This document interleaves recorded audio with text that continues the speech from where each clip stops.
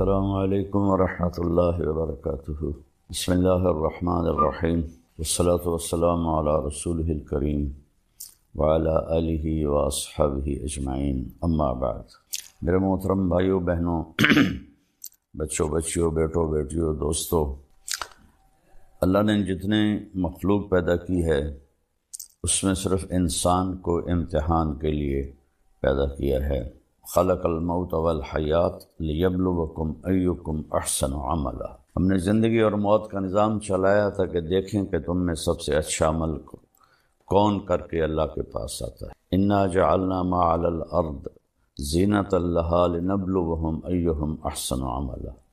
ہم نے زمین کو خوبصورت بنایا تاکہ ہم دیکھیں کہ تم میں اچھا عمل کون کرتا ہے۔ ساری مخلوق انسان کے علاوہ پڑھی لکھی پیدا ہوتی ہے، انسان بالکل جاہل پیدا ہوتا ہے، اس کی اپنی کوئی زبان نہیں ہوتی، یہ جو ماں باپ سے سنتا ہے اس کو سیکھتا ہے اور بولتا ہے۔ پرندے ان کے نہ ماں مر جائے باپ مر جائے انڈے سے نکلے گا، وہ اپنی زبان بولے گا۔ تو اللہ نے انسان کو امتحان میں ڈالا اور اس کو فہدیناہ النجدین، زندگی کے دو راستے سکھائے۔ ایک ہے فمن شاء فلیکفر اور دوسرا ہے ومن شاء فلیؤمن۔ اللہ نے کہا چاہو تو نافرمان بن کے زندگی گزارو اور چاہو تو فرما بردار بن کے زندگی گزارو۔ انا ہدیناہ السبیل اما شاکرا و اما کفورا۔ ہم نے آپ کو راستہ دکھا دیا ہے، اب چاہو تو نیک بن کے چلو اور چاہو تو نافرمان بن کے چلو۔ پھر اس کا آخر اللہ تعالیٰ نے رکھا ہے ان یوم الفصل کان میقاتا، فیصلے کا دن قیامت مقرر ہو چکا ہے اور اس دن اللہ تعالیٰ فیصلہ فرمائے گا، نافرمانوں کے لیے الگ، فرما برداروں کے لیے الگ۔ نافرمان ناکام ہوں گے اور فرما بردار کامیاب ہوں گے۔ تو اس کے لیے پھر اللہ تعالیٰ نے 1,24,000 نبیوں کو بھیجا۔ سب سے آخر میں جناب رسول اللہ محمد بن عبداللہ صلی اللہ تعالیٰ علیہ وسلم عربی ہاشمی قریشی کو اللہ تعالیٰ نے آخری نبی بنا کر بھیجا۔ اب آپ کے بعد کوئی نبی نہیں۔ اللہ تعالیٰ نے آسمان سے کتابیں اتاری، چھوٹی بھی بڑی بھی، اور سب سے آخری کتاب اللہ تعالیٰ نے قرآن کو اتارا۔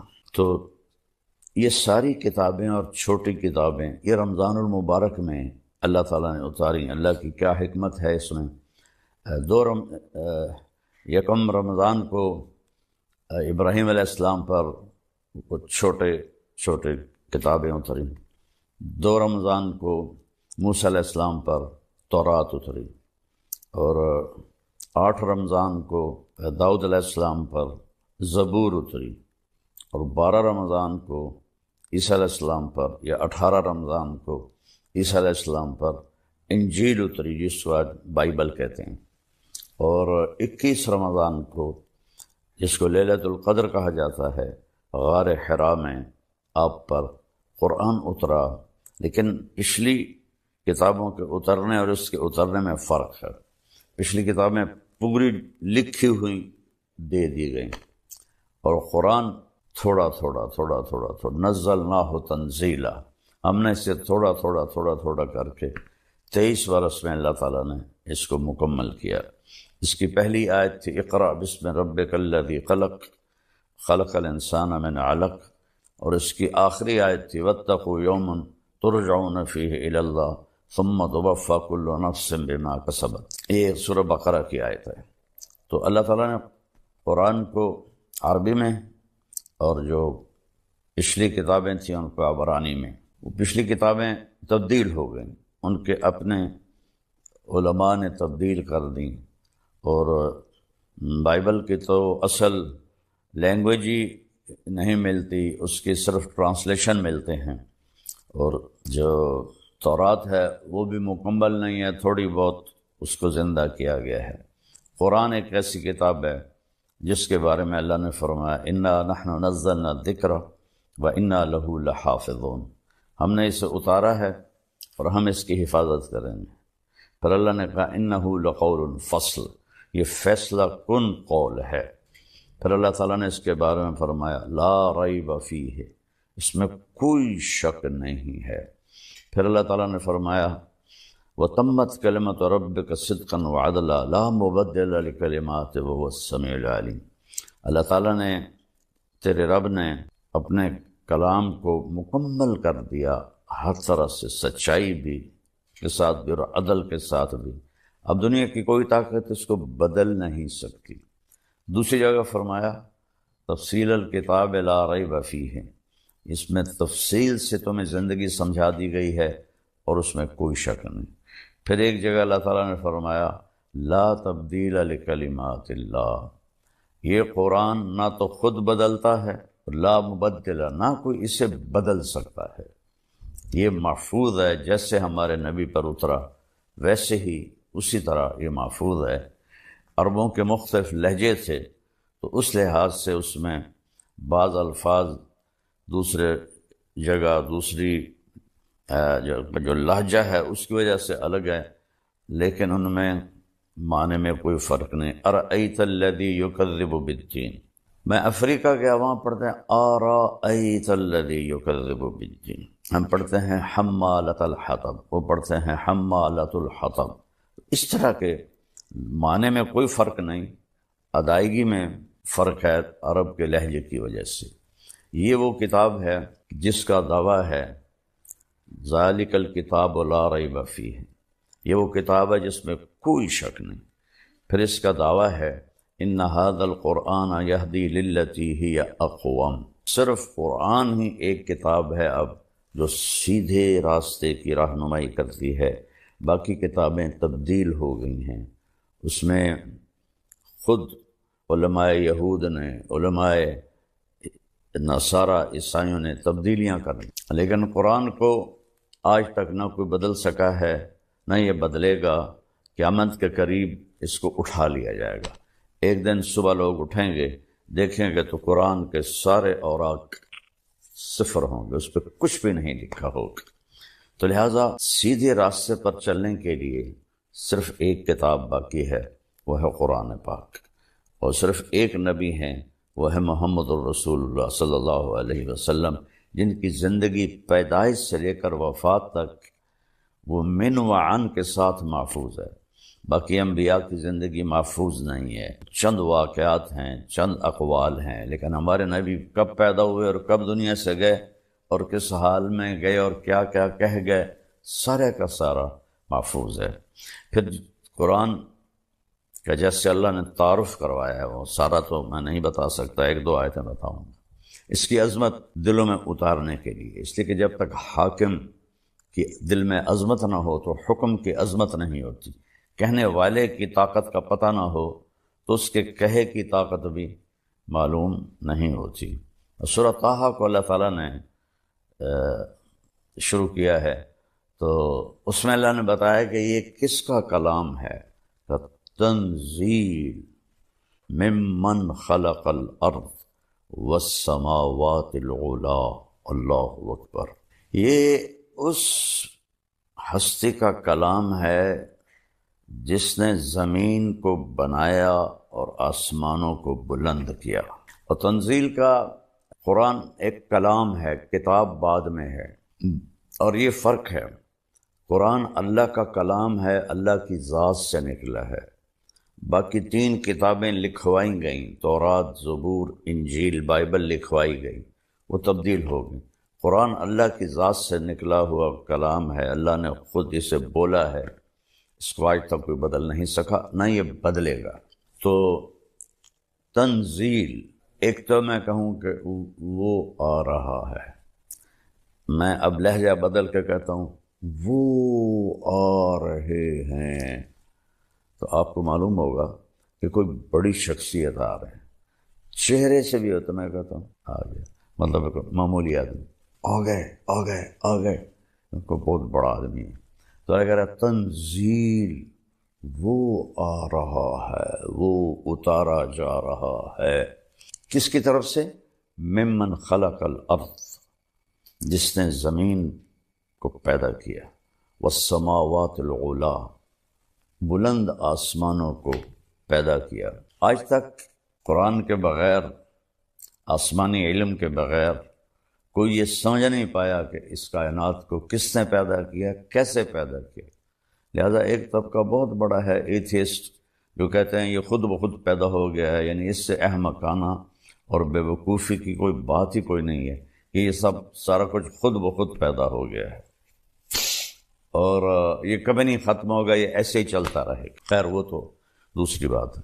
تو اللہ نے تعارف اس طرح کرا ہے کہ پہلے حاکم کا جس نے کلام اتارا ہے، پہلے اس کی عظمت اللہ نے بٹھائی۔ ممن خلق الارض والسماوات العلی، زمین کا بنانے والا، بلند آسمانوں کا بنانے والا کون ہے؟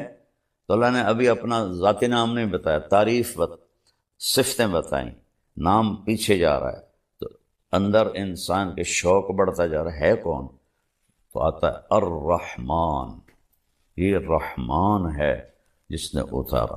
اللہ کی سب سے اعلیٰ صفت ہے وحدانیت کے بعد الرحمن، کہ یہ رحمان نے اتارا ہے۔ رحمان وہ ہوتا ہے جو حد درجے رحم کرنے والا ہو، تو جو وہ یہ کلام بھیج رہا ہے یہ سخت، یہ شدت والا نہیں، رحمت والا ہے۔ کون ہے بھائی وہ الرحمن؟ پھر بھی نام نہیں بتایا۔ علی العرش استویٰ، عرشوں پر اس نے استوا کیا ہے۔ کون ہے جس نے عرشوں پر استوا کیا ہے؟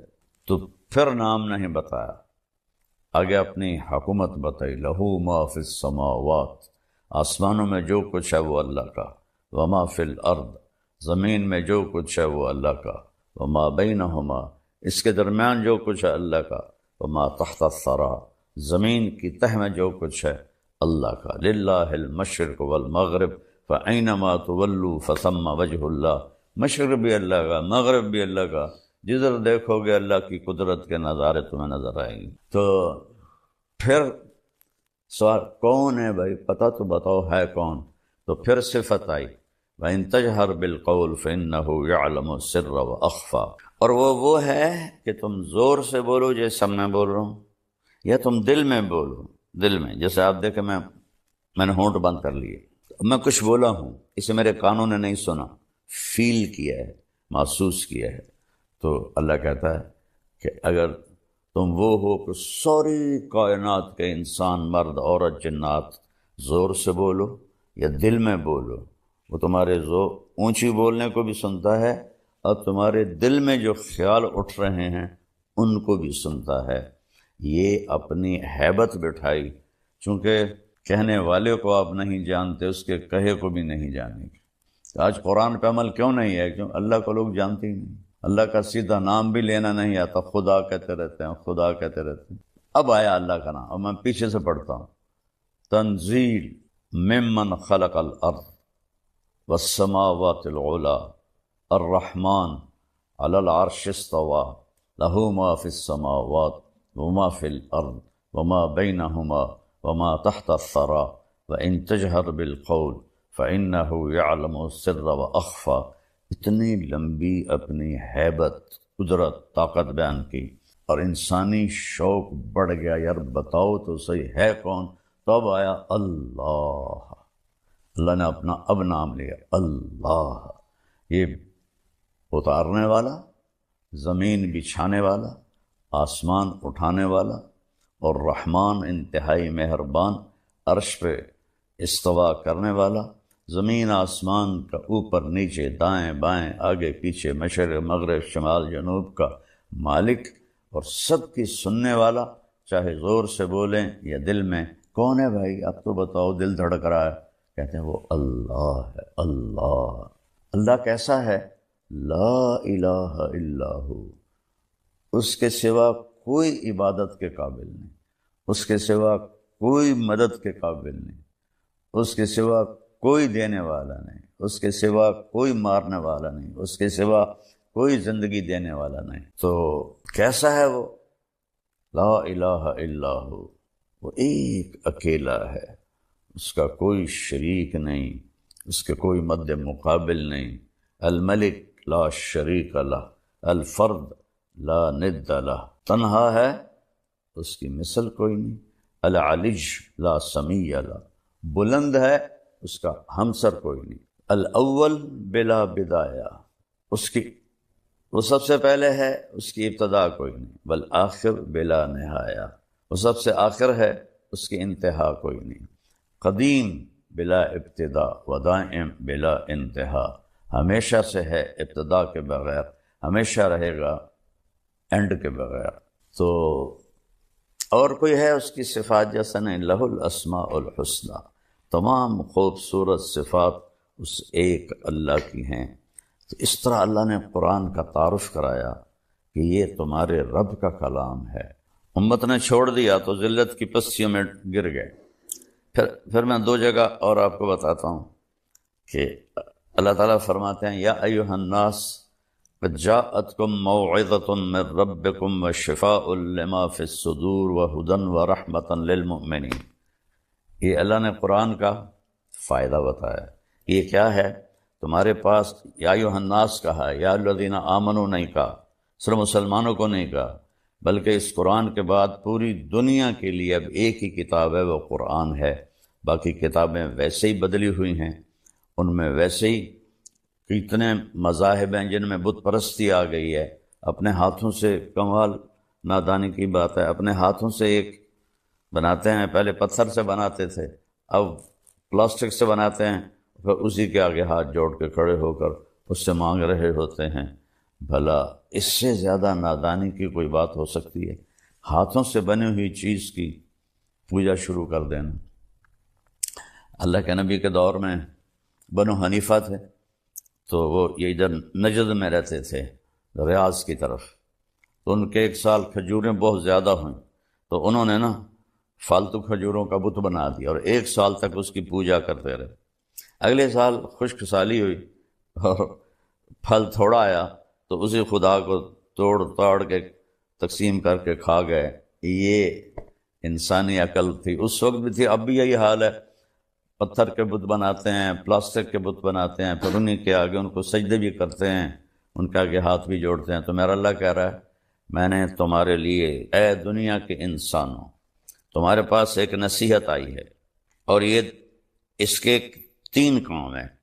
شفاء لما فی الصدور، دل کے اندر کی بیماریوں کو صرف قرآن شفا دے سکتا ہے۔ دل کی سب سے بڑی بیماری کیا ہے؟ شرک، اللہ کا شریک ٹھہرانا۔ اللہ بھی ہے اور اللہ کے ساتھ کئی بھگوان بھی ہیں، کئی دیوتا ہیں، کئی دیویاں ہیں۔ تو اللہ تعالیٰ نے کہا کہ نہ، یہ جو شرک ہے قرآن اس کو دھوتا ہے۔ پھر دل میں حسد ہے، بغض ہے، نفرت ہے، اور دل میں بدماشی ہے، نافرمانی ہے، اور حرص ہے، لالچ ہے۔ اتنی لمبی لائن ہے انسان کے اندر کہ ان بیماریوں کو صرف قرآن دھو سکتا ہے اور کوئی چیز نہیں دھو سکتی۔ اور جو ایمان لائیں گے ان کے لیے ہدن ہے، صحیح راستہ دکھائے گا، ورحمتاً، اور رحمت ہے۔ جو قرآن کی زندگی پہ عمل کرے گا اس پر اللہ کی رحمتیں برستی رہیں گی۔ اور پھر اللہ تعالیٰ نے دوسری جگہ فرمایا، اللہ نزل احسن الحدیث، اللہ تعالیٰ نے جتنے بھی کلام آسمان سے اتارے ہیں ان میں سب سے خوبصورت قرآن ہے، احسن الحدیث۔ مثانیہ، اس کے مضمون بار بار دہرائے جاتے ہیں تاکہ دل میں اتریں۔ تقشعر منہ جلود الذین یخشون ربہم، جب اس قرآن کو سنا جاتا ہے تو جو اللہ سے ڈرنے والے ہیں ان کے رونگٹے کھڑے ہو جاتے ہیں۔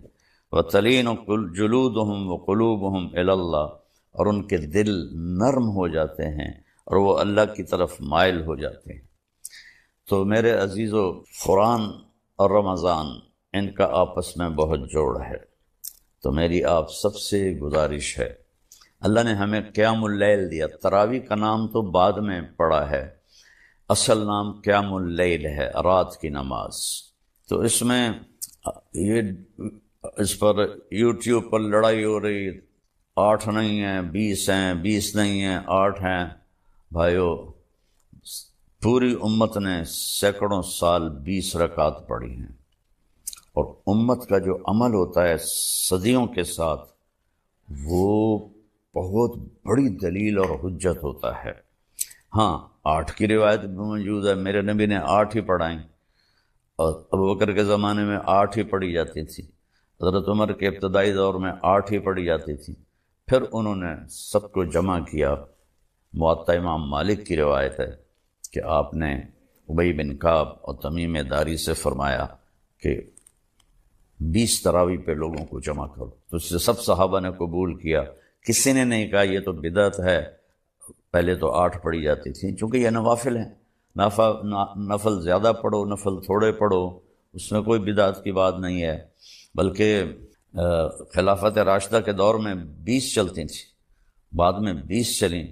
پھر تراویح کا نام کیسے پڑا اس کا کہ مکے والے 4 تراویح پڑھتے تھے اور پھر ایک طواف کرتے تھے. ترویح اس کو کہتے ہیں، ترویح ہے، آرام کرتے تھے، ذرا پاؤں کھول لیتے تھے اور طواف کر لیتے. پھر 4 تراویح پڑھتے تھے، پھر ایک طواف کرتے تھے، یہ دوسرا ترویح. پھر 4 تراویح پڑھتے تھے، پھر طواف کرتے تھے، یہ تیسرا ترویح. پھر 4 تراویح پڑھتے تھے، پھر ایک طواف کرتے تھے، پھر 4 تراویح پڑھتے تھے، پھر ایک طواف کرتے تھے، تو 5 طواف ہو جاتے تھے ان کے. یہاں سے اس کا نام تراویح پڑا. تو اہل مدینہ جو تھے امام مالک کے دور میں، اہل مدینہ انہوں نے جب دیکھا کہ وہاں تو 20 تراویح پڑھی جاتی ہیں، وہاں تو 5 طواف ہوتے ہیں، تو بھائی ہم کیا کریں طواف کے مقابلے میں. وہ 40 تراویح پڑھتے رہے. تو اس میں لڑنے والی تو مجھے بالکل حماقت ہی نظر آتی ہے. 8 پڑھ لے وہ بھی ٹھیک ہے، 20 پڑھ لے وہ بھی ٹھیک ہے، لیکن یقیناً 20 پڑھنے والے کا اجر زیادہ ہے. قیام اللیل کی جو نماز ہے، یہ اس کے ہر سجدے پر 1500 نیکی لکھی جاتی ہے. تو 8 پڑھ کے جانے والا لے گیا 12000، اور 20 یہ اور 3 وطر، تو وہ 20 پر اس کو 40 سجدے ملے، تو اس کو 60,000 نیکی ملی. اور پھر اوپر 6 سجدے ملے تو 9000 نیکی ملی، تو وہ 69,000 نیکیاں لے کے گیا. تو اب آپ خود فیصلہ فرما لیں کہ یہ لڑنے کی چیز کوئی نہیں ہے، یہ اجر کی چیز ہے. اس کو زندگی سال میں ایک دفعہ تو آتا ہے، 20 پڑھا کریں، اللہ راضی ہوگا، اللہ کا نبی خوش ہوگا. اور اس کی سب سے بڑی جو بندگی ہے وہ تو روزہ ہے، اور روزے کے بعد سب سے بڑی بندگی قرآن کی تلاوت. میرے نبی جبریل آتے تھے، ان کے ساتھ پورا مہینہ قرآن کا دور فرماتے تھے. اور آپ نے 9 رمضان دیکھے، 2 ہجری میں فرض ہوا اور 11 ہجری آپ کا انتقال ہو گیا. 11 ہجری کا رمضان آپ نے نہیں دیکھا، تو محرم میں 11 ہجری شروع ہوئی اور ربیع الاول میں آپ کا انتقال ہو گیا. تو جس سال آپ کا انتقال ہوا اس سال آپ نے جبریل کے ساتھ 2 دفعہ قرآن کا تکرار کیا. پہلے جبریل پڑھتے تھے، پھر آپ پڑھتے تھے، پھر جبریل پڑھتے تھے، پھر آپ پڑھتے تھے. تو جس سال آپ دنیا سے گئے اس سال 2 دفعہ قرآن کو ختم کیا گیا. اور میرے نبی کا فرمان ہے، اذا التبست علیکم الامور کقطع اللیل المظلم فعلیکم بالقرآن. جب اندھیری رات کی طرح فتنے چھا جائیں تو قرآن کو مضبوطی سے پکڑ لو. فَإِنَّهُ مَاحِلٌ مُصَدَّقٌ وَشَافِعٌ مُشَفَّعٌ. یہ جس کے بارے میں جھگڑا کرے گا اللہ وہ اس کا جھگڑا بھی مانے گا، جس کی سفارش کرے گا اللہ اس کی سفارش بھی قبول کرے گا. من جعلہ امامہ قادہ الی الجنہ. جو قرآن کو آگے رکھ کر زندگی گزارے گا، یعنی اس کے تابع ہو کر، تو یہ قرآن اسے جنت میں لے جائے گا. من جعلہ خلفہ ساقہ الی النار. جو اسے پیچھے رکھے گا اسے قرآن دھکا دے کے جہنم میں ڈال دے گا. تو جتنے یہ بیٹھے ہوئے ہیں یوٹیوب پر اور دین کو بیان کر رہے ہیں، وہ دین نہیں بیان کر رہا ہے، وہ تو لڑائیاں کر رہے ہیں. کوئی رفع یدین پہ جھگڑے کر رہا ہے، کوئی 8-20 پہ جھگڑے کر رہا ہے، کوئی کسی چیز پہ جھگڑے کر رہا ہے، کوئی صحابہ کی جنگوں پہ جھگڑے کر رہا ہے. وہ میرے بھائیوں، اللہ تعالیٰ نے جن چیزوں کے بارے میں ہم سے سوال کرنا ہے وہ لوگوں کو بتاؤ کن چیزوں میں پھنسا دیا ہے جن کا آخرت میں آپ سے سوال نہیں. تلک امۃ قد خلت لہا ما کسبت ولکم ما کسبتم ولا تسألون عما کانوا یعملون. وہ لوگ چلے گئے، جو کیا وہ ان کا اجر، جو غلط کیا وہ ان کا گناہ.